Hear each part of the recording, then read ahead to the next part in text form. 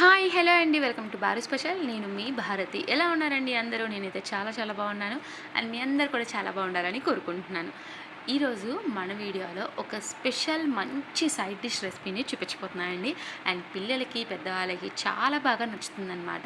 And ఎప్పుడు చేసేదానిలా కాకుండా ఈ పొటాటోస్తో చాలా వెరైటీగా, చాలా సింపుల్గా, అండ్ అది కూడా చెట్టినాడ్ మసాలా పేరు చాలా ఫేమస్ కదండి. అండ్ ఆ మసాలాని యూస్ చేసి ఈరోజు మనం రెసిపీని ప్రిపేర్ చేయబోతున్నాం అనమాట. అండ్ ఈ రెసిపీకి ఫస్ట్ ద ఫేమస్ మసాలాని అయితే ప్రిపేర్ చేసేసుకోవాలండి. అండ్ ఆ మసాలాకి ఏమేం కావాలో, ఎలా ప్రిపేర్ చేసుకోవాలో చూసేద్దాం. అండ్ ఈ వీడియో చూసే ముందు మన ఛానల్ని కనుక ఎవరైనా ఫస్ట్ టైం చూస్తున్నవారంటే ప్లీజ్ సబ్స్క్రైబ్ చేయండి.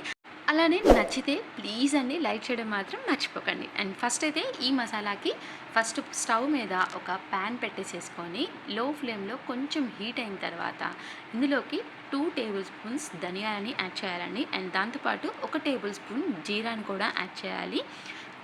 దాని తర్వాత ఒక 1/2 టేబుల్ స్పూను వామ్ అండి, వామ్ అని అంటారు, లేకపోతే ఇంగ్లీష్లో అజ్వైన్ అయినా అని కూడా అంటారు.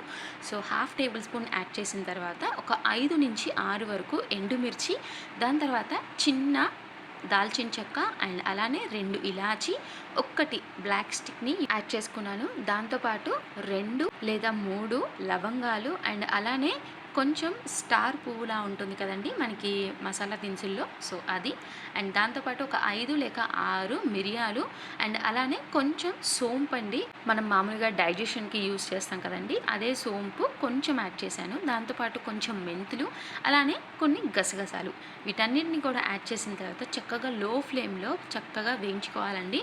అండ్ వేయించుకోవడం కూడా మనకి మంచి స్మెల్ వస్తుంది కదండి, అవన్నీ వేగితే చక్కగా ధనియాలు, గసగసాలు, అండ్ అలానే దాల్చిన చెక్క ఇవన్నీ వేగినప్పుడు ఎంత మంచి స్మెల్ వస్తుందో అలాగా చక్కగా స్మెల్ వచ్చే వరకు వేయించుకున్న తర్వాత స్టవ్ ఆఫ్ చేసేసుకొని వీటన్నిటిని కూడా ఒక ప్లేట్లోకి యాడ్ చేసేసుకొని చక్కగా చల్లార్చుకోవాలండి. సో ఇవి ఒక పక్కన పెట్టేసేసి ఇప్పుడు మనం ముందుగా బాయిల్ చేసి పెట్టుకున్న పొటాటోస్ ఉన్నాయి కదండి, చక్కగా వాటిని పీల్ చేసేసేసి చాప్ చేసి పెట్టుకోవాలండి. అండ్ ఈ పొటాటోస్ని మొత్తం కాకుండా జస్ట్ ఒక 3 వంతులు మాత్రమే ఉడికించుకోవాలండి.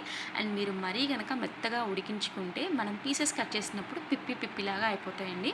సో చూసారా, చక్కగా ఇలాగా నేను 3/4 మాత్రమే ఉడికించుకొని ఇలా పీసెస్ కట్ చేసేసుకొని ఉంచుకున్నాను.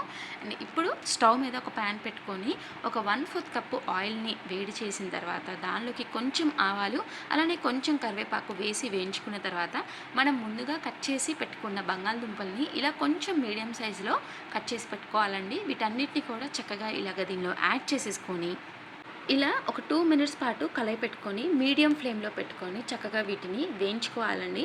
అండ్ ఇవి ఇలా వేగేలోపు మనం మసాలా పౌడర్ని ప్రిపేర్ చేసేసుకుందామండి. సో ఇవైతే ఇప్పుడు చక్కగా చల్లారిపోయాయండి. సో వీటన్నిటిని కూడా చక్కగా ఇలా బ్లెండర్లో యాడ్ చేసేసుకొని మనం కోస్ పౌడర్ మరీ మెత్తగా కాకుండా మరీ బరకగా కాకుండా మనకి మసాలా పౌడర్స్ ఎలా అయితే ఉంటాయో అలాగ మనం ప్రిపేర్ చేసేసుకొని పెట్టేసుకోవాలండి.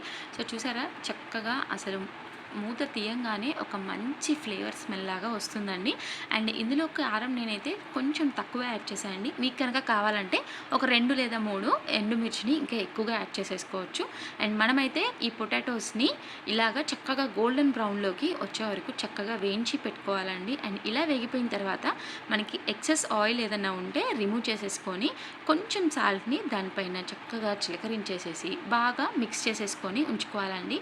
అండ్ మనం దీనికోసం ప్రిపేర్ చేసిన మసాలా పౌడర్ని ఇప్పుడు పొటాటోస్ అన్నిటినీ కూడా ప్యాన్లో ఒక సైడ్కి అనుకొని మనం ఒక 2 స్పూన్స్ మసాలా పౌడర్ని ఇందులోకి యాడ్ చేసేసుకొని చక్కగా ఒక 2 మినిట్స్ పాటు మనం దాన్ని ఫ్రై చేసేసుకోవాలండి. ఎందుకంటే మనం ఆయిల్ ఏమీ వేసి ఫ్రై చేసుకోలేదు కాబట్టి చక్కగా ఒక 2 మినిట్స్ పాటు మనం ఫ్రై చేసేసుకొని చక్కగా ఆ పొటాటోస్ని కూడా రెండింటిని కలిపి చక్కగా మిక్స్ చేసేసుకొని ఉంచుకోవాలండి. అండ్ మీరు ఈ మసాలా మిక్స్ ఏదైనా కర్రీస్లో కూడా చక్కగా యూస్ చేసేసుకోవచ్చండి. అండ్ ఇది 1 మంత్ వరకు కూడా మనం ప్రిపేర్ చేసుకునే దాన్ని బట్టి చక్కగా స్టోర్ చేసేసుకోవచ్చు. అండ్ ఇప్పుడు ఈ రెసిపీ అయితే పిల్లలకైనా పెద్దవాళ్ళకైనా రైస్లోకి సైడ్ డిష్గా చాలా ఎమ్మీగా ఉంటుందండి. అండ్ ఈ రెసిపీ అయితే మీకు నచ్చితే ఖచ్చితంగా లైక్ చేసి మీ ఫ్రెండ్స్ రిలేటివ్స్కి కూడా షేర్ చేయండి. Thank you for watching.